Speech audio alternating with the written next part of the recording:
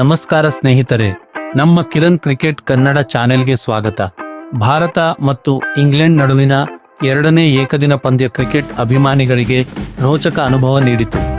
ಕೊನೆಯವರೆಗೂ ಕುತೂಹಲ ಮೂಡಿಸಿದ ಈ ಪಂದ್ಯದಲ್ಲಿ ಇಂಗ್ಲೆಂಡ್ 4 ವಿಕೆಟ್ಗಳ ಗೆಲುವು ಸಾಧಿಸಿ 3 ಪಂದ್ಯಗಳ ಸರಣಿಯನ್ನು 1-1ರಿಂದ ಸಮಬಲ ಗಳಿಸಿದೆ. ಟಾಸ್ ಗೆದ್ದ ಇಂಗ್ಲೆಂಡ್ ಮೊದಲು ಬ್ಯಾಟಿಂಗ್ ಮಾಡಲು ನಿರ್ಧರಿಸಿತು. ಆರಂಭಿಕ ಬ್ಯಾಟರ್ಗಳು ಉತ್ತಮ ಆರಂಭ ನೀಡುವ ನಿರೀಕ್ಷೆ ಇತ್ತು. ಆದರೆ ಇಂಗ್ಲೆಂಡ್ ಬೌಲರ್ಗಳು ಹೊಸ ಚೆಂಡಿನಿಂದ ಶಿಸ್ತುಬದ್ಧ ದಾಳಿ ನಡೆಸಿ ಭಾರತ ಆರಂಭಿಕ ವಿಕೆಟ್ಗಳನ್ನು ಬೇಗನೆ ಕಬಳಿಸಿದರು. ಆರಂಭದಲ್ಲೇ ವಿಕೆಟ್ಗಳು ಬಿದ್ದ ಕಾರಣ ಭಾರತ ಒತ್ತಡಕ್ಕೆ ಸಿಲುಕಿತು. ನಂತರ ಮಧ್ಯಮ ಕ್ರಮದ ಬ್ಯಾಟರ್ಗಳು ಇನ್ನಿಂಗ್ಸ್ನ್ನು ಕಟ್ಟಲು ಪ್ರಯತ್ನಿಸಿದರು. ಕೆಲವು ಉತ್ತಮ ಜೊತೆಯಾಟಗಳು ಕಂಡುಬಂದರೂ ನಿರಂತರವಾಗಿ ವಿಕೆಟ್ಗಳು ಬೀಳುತ್ತಲೇ ಇದ್ದವು. ಭಾರತದ ಬ್ಯಾಟರ್ಗಳು ಉತ್ತಮ ಆರಂಭವನ್ನು ದೊಡ್ಡ ಇನ್ನಿಂಗ್ಸ್ ಆಗಿ ಪರಿವರ್ತಿಸಲು ವಿಫಲರಾದರು.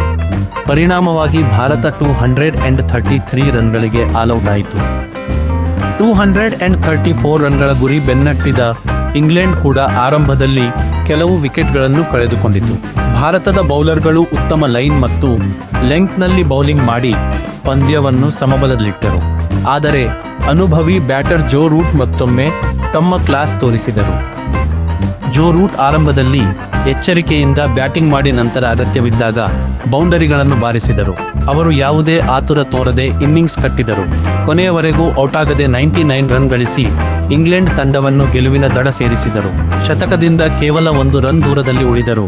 ತಂಡದ ಗೆಲುವೇ ಅವರಿಗೆ ಮುಖ್ಯವಾಗಿತ್ತು. ಇಂಗ್ಲೆಂಡ್ 46.1 ಓವರ್ಗಳಲ್ಲಿ 235/6 ರನ್ ಗಳಿಸಿ 4 ವಿಕೆಟ್ಗಳ ಜಯ ಸಾಧಿಸಿತು. ಈ ಗೆಲುವಿನೊಂದಿಗೆ 3 ಪಂದ್ಯಗಳ ODI ಸರಣಿ 1-1 ಸಮಬಲಗೊಂಡಿದೆ. ಈಗ ಸರಣಿಯ ಕೊನೆಯ ಪಂದ್ಯ ಎರಡೂ ತಂಡಗಳಿಗೆ ನಿರ್ಣಾಯಕವಾಗಿದೆ.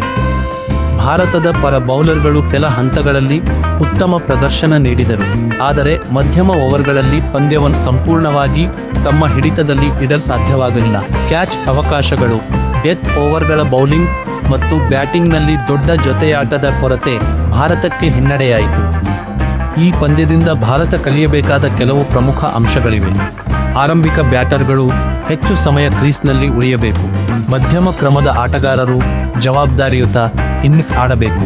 ಬೌಲರ್ಗಳು ಒತ್ತಡದ ಕ್ಷಣಗಳಲ್ಲಿ ಇನ್ನಷ್ಟು ಪರಿಣಾಮಕಾರಿಯಾಗಿ ಬೌಲಿಂಗ್ ಮಾಡಬೇಕು.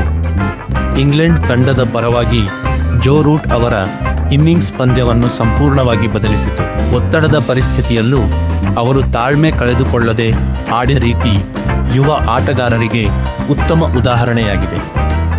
ಈಗ ಎಲ್ಲರ ಗಮನ ಸರಣಿಯ ಅಂತಿಮ ODI ಪಂದ್ಯದತ್ತ ನೆಟ್ಟಿದೆ. ಎರಡೂ ತಂಡಗಳು ಒಂದೊಂದು ಪಂದ್ಯ ಗೆದ್ದಿರುವುದರಿಂದ ಕೊನೆಯ ಪಂದ್ಯವೇ ಸರಣಿ ವಿಜೇತರನ್ನು ನಿರ್ಧರಿಸಲಿದೆ.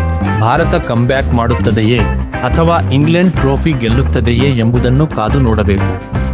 ಸ್ನೇಹಿತರೆ, ನಿಮ್ಮ ಅಭಿಪ್ರಾಯವೇನು? ಅಂತಿಮ ODI ಪಂದ್ಯವನ್ನು ಯಾವ ತಂಡ ಗೆಲ್ಲುತ್ತದೆ ಎಂದು ನೀವು ಭಾವಿಸುತ್ತೀರಿ?